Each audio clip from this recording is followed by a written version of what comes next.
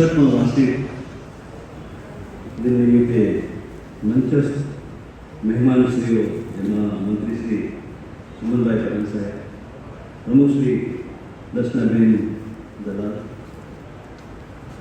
ઉપપ્રમુખ શ્રી ઘનશ્યામભાઈ ભુલિયા, સહમંત્રી શ્રી પ્રદીપભાઈ મહારાજજી તથા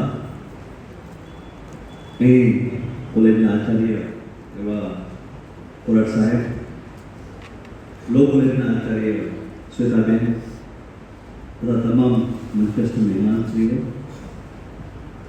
ટીચરગણ અને વહાલા વિદ્યાર્થીઓ, આજે આ યુનિવર્સિટીનો 62મો વાર્ષિક ઉત્સવ.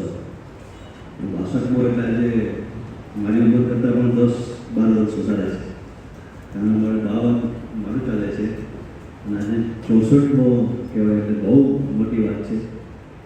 અને છતાં પણ આ કોલેજે નામના જાળવી રાખી છે. શરૂઆત જોવા જઈએ તો 64 વર્ષ પહેલાં શું પરિસ્થિતિ હશે, જેમ સાહેબે વાર્ષિક અહેવાલમાં કીધું કે ખાલી 64 વિદ્યાર્થીઓથી આ કોલેજ શરૂ થઈ. 64 વિદ્યાર્થીઓથી શરૂ કરીને આજે 3500 વિદ્યાર્થીઓ સુધી. આ ટ્રસ્ટી શ્રી ઉપેન્દ્રસિંહ સાહેબની આ વિઝનનું આ રિઝલ્ટ છે.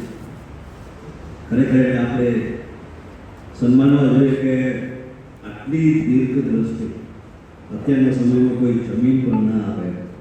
કોઈ ટ્રસ્ટી, હવે એ જમાનો ભૂલી જાઓ કે ટ્રસ્ટીએ કોઈ 25 એકર જમીન આપી દીધી, 10 એકર જમીન આપી દીધી. હવે જમીનનો ટુકડો પણ ના આપે એ પરિસ્થિતિ છે.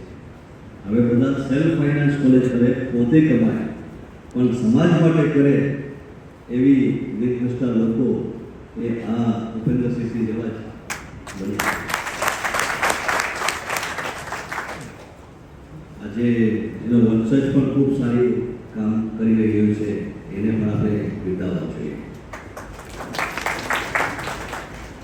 આજે વિદ્યાર્થીઓનો વાર્ષિક ઉત્સવ, વાર્ષિક દિન એટલે વાર્ષિક ઉત્સવ જ છે આપણા માટે તો, કારણ કે ઘણા બધાનો આજે સન્માન પણ કરવા જઈ રહ્યા છે.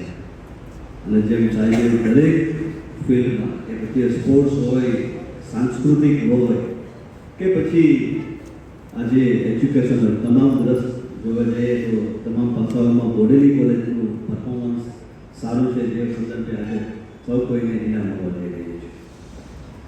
ખાસ કરીને 2-3 મુદ્દાઓ મને